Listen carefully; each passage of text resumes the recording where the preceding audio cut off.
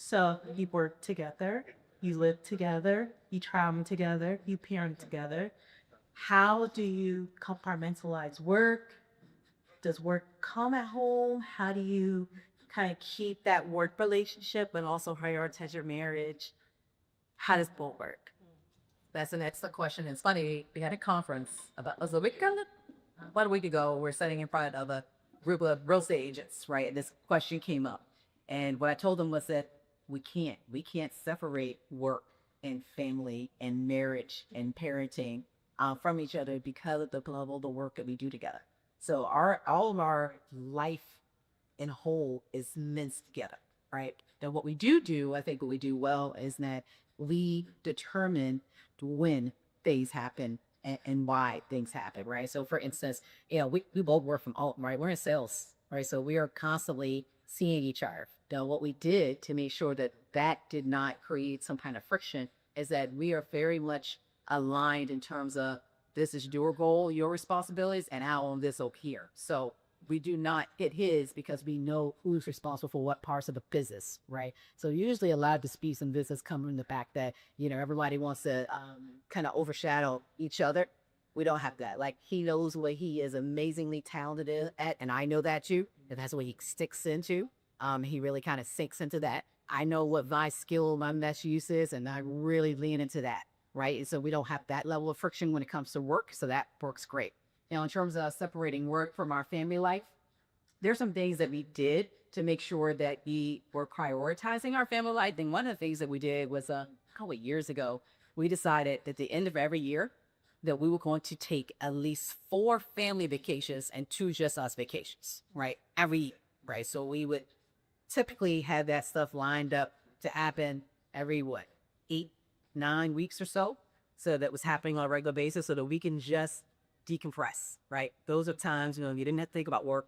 We could just reconnect as a family. We could just have our attention on our kids and just doing great things. And we've been doing that for years. And that's been something that helped us keep the level of connectivity that we wanted as a family. And the other thing that I think that we did very intentionally, especially as our kids were younger, is that when you work for yourself, right, you get to decide how your day is going to go. That doesn't mean that you got all this flexibility. That's a lot. People say you work for yourself, you're so flexible. You use your time differently, but it's still a lot of time. It takes that you work, right? True. However, we can decide when we want to do that work, right? So if that means that I got to get up, Alex get up 5 a.m. to be able to do his meditation, his Allen University, then that's what he's going to do so he can have his 2 to 4 p.m. free to go drive and pick his girls up from school, right? To go to their after school activities, right? To be available to go to their games on the weekend. And that's what we did, right? So we have put, parameters in place to say that we're not available during these times because this is so important to us. Our family is important to us. So we want to be there to take the kids to the bus stop and to get them off the bus and to drive and to practice and to be there for all their gates, right? And that stuff kept us very connected. And then when it comes to Alan, wanted to continue to tell me his 5 member ideas that he has, and I love so much when he wants to do that, especially when I'm trying to go to sleep. I just put in my earbuds and my face mask and I go to sleep. So I'm just...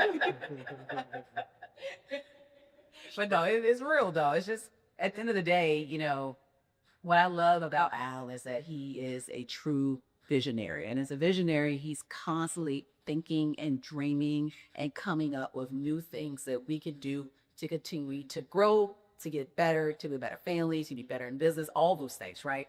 And that's what has helped us to be able to reach where we are today. Like, I know that it was just me in the straight show. Like, we're good, right? I'm glad to have someone in an apartment that could push you. But he also knows that since I know him, that I'm just taking notes, right? I write down all the things that he says, right? Because he's going to have at least 50 at a minimum by this day, at least 50. The one thing you can do for someone who's a visionary and who thinks big is to make sure you be the keeper of your ideas. Because the one thing that will kind of dampen their spirit is to feel like they're doing all these creative things and it can't go anywhere. Right. So you got to get a keeper of their ideas and you bring it back to them. We're going to look at these 4. We're going to put these other 100 on the back burner right now. If they can't do all, we're going to focus on these. And then you bring the ideas back so they can feel like their life is coming to fruition. Right. Because that's what we do well. And the good thing about Alan and myself, we're different personalities. That's the great thing. Right. He is the visionary. I'm the interpreter. Right. And what that means is that I make things happen. So if I implement what it is that was thinking about, right? Because you can't be both. So if you got to decide who you are too.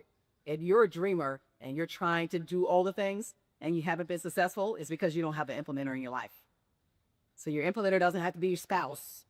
It can be a business partner. It can be a really great friend that has the other characteristics, and then vice versa. If you're someone who can make things happen, implementer, yeah, that's okay. You got to find you a visionary to make your life bigger, right? So your life might be small and might be safe because you don't have someone to push you to think about things in a different level. And that's what really works really well for us, right? Because we know who we are and we know what we bring to the table, and we just really play on each other's